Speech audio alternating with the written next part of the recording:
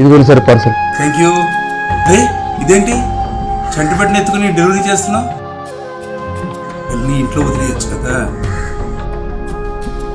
బాబు చెప్పండి ఏమైంది? ఏం లేదు తమ్ముడు, వదిలేయండి. బాధలు చెప్పుకుంటే కొంచెం మనసు తేలిక అవుతుంది. ఎందుకు అంత బాధపడుతున్నారు? ఈ పాప పుట్టినప్పుడు ఆమె నాకు ఏమందంటే, నేను నర్సింగ్ కోర్స్ చేస్తామనుకుంటున్నాను, నువ్వు ఎలాగైనా జాబ్ చేస్తున్నావు కదా, ఈ కోర్స్ పూర్తి అయిపోయింది అనుకో నీకు కూడా కొంచెం హెల్ప్ అవుతుంది కదా, పిల్లలు పుట్టారనుకో మనకు బోల్డ్ ఖర్చులు కదా, నువ్వేమనుకుంటున్నావు? సరే చాలా మంచి ఉద్దేశం, చెయ్యి, ఎవరిద్దన్నారు నేను. దీంట్లో చిన్న ప్రాబ్లం ఉంది.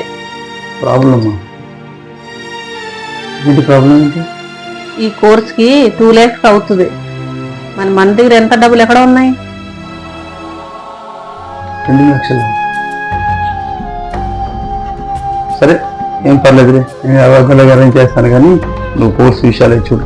త్వరగా నువ్వు సెటిల్ అయిపోతే మన కుటుంబ బాధ్యతలు తీరిపోతాయి. నేను డబ్బులు ఎలా అరేంజ్ చేస్తాను.